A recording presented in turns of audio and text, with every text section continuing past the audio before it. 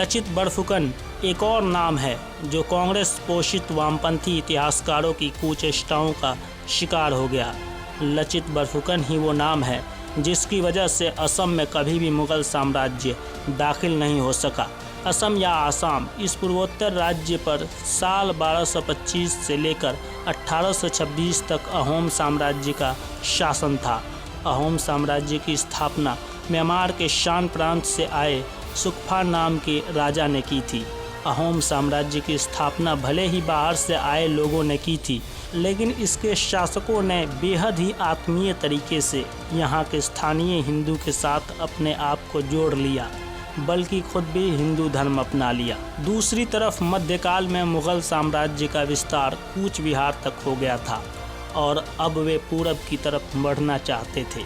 साल 1615 में कूच विहार साम्राज्य के राज परिवार में आपसी कलह की वजह से सत्ता संघर्ष शुरू हुआ।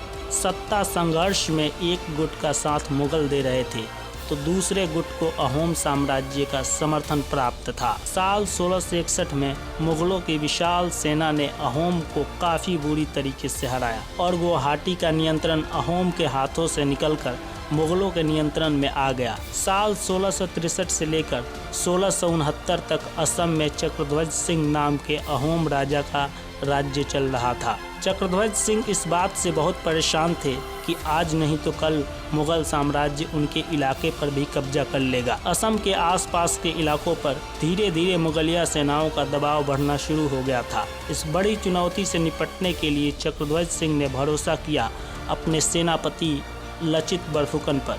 साल 1667 में लचित बरफुकन की अगुवाई में अहोम ने एक बार फिर से गुवाहाटी वापस छीन लिया। औरंगजेब को जब गुवाहाटी के बारे में पता चला तो उसने आमेर के राजा राम सिंह की अगुवाई में एक बड़ी सेना को अहोम पर आक्रमण करने के लिए तैयार किया। औरंगजेब की एक आदत थी कि वो किसी भी युद्ध के लिए पहले तो मुसलमान सेनापतियों को भेजता था और जब मुसलमान सेनापति हार जाते थे तो फिर वो हिंदू सेनापतियों को आगे करता था। 1671 में ठीक ऐसा ही हुआ। जब उसने देखा कि सारे मुस्लिम सरदार हार चुके हैं तो उसने एक हिंदू सेनापति के नेतृत्व में मुगल सेना को असम पर हमला करने भेजा।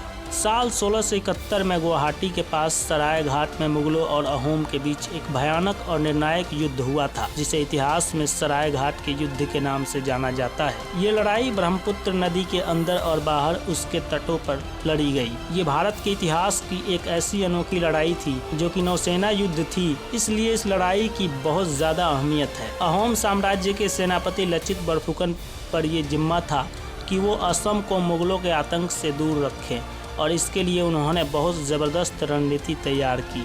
लचित बरफुकन जानते थे कि मुगल ज़मीन पर लड़ने के अभ्यस्त हैं, लेकिन पानी में लड़ना नहीं जानते। इसलिए अपने रण कौशल से लचित बरफुकन ने मुगलों को मजबूर किया कि वो ब्रह्मपुत्र नदी में जंग लड़ें। और जैसे ही यह जंग ब्रह्मपुत्र नदी में लड़ी गई, कम संख्या में होने के बावजूद भी अहोम साम्राज्य के सैनिकों ने बड़ी संख्या वाली मुगलों को बुरी तरह से पराजित कर दिया। मुगलों के खून से ब्रह्मपुत्र नदी का पानी लाल हो गया था।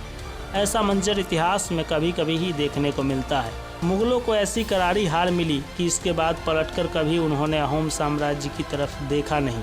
हालांकि युद्ध के ठीक पहले लचित बरफुकन को तेज बुखार आया था और वो काफ़ी बीमार हो गए थे, लेकिन इसके बावजूद भी वो ये सोचकर युद्ध लड़ने गए कि अगर वो युद्ध में नहीं जाएंगे तो उनके सैनिकों का मनोबल टूट जाएगा। कांग्रेस की सरकार ने औरंगजेब के रास्ते का कांटा होने की वजह से लचित बरफुकन को कभी वो सम्मान नहीं दिया जिसके वो हकदार थे। कम्युनिस्ट और जिहादी इतिहासकारों ने भी हमेशा लचित बरफुकन को घृणा की नज़र से देखा, क्योंकि लचित बरफुकन बहुत बड़े देशभक्त थे। गृह मंत्री अमित शाह ने लचित बरफुकन की 400वीं जयंती पर दिल्ली के विज्ञान भवन में आयोजित कार्यक्रम को संबोधित करते हुए बरफुकन की जमकर तारीफ की और साथ ही इतिहास पर सवाल उठाए।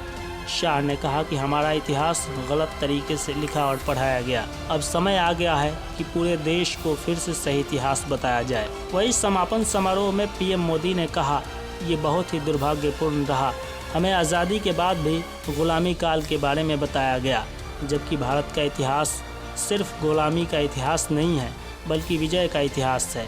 हमारे देश के वीर बेटे बेटियों ने जिस वीरता से आक्रांताओं का मुकाबला कर बलिदान दिया, उस बलिदान को जानबूझकर दबा दिया गया।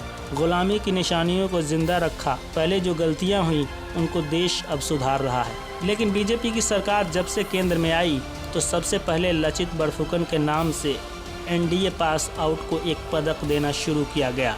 एनडीए में सबसे अच्छा प्रदर्शन करने वाले कैडेट को लचित बड़फुकन गोल्ड मेडल अवार्ड दिया जाता है। लचित बड़फुकन की 400वीं जयंती पर पूरा देश और हम सभी राष्ट्रभक्त असम के इस महान देश प्रेमी को कोटि कोटि श्रद्धांजलि अर्पित करते हैं।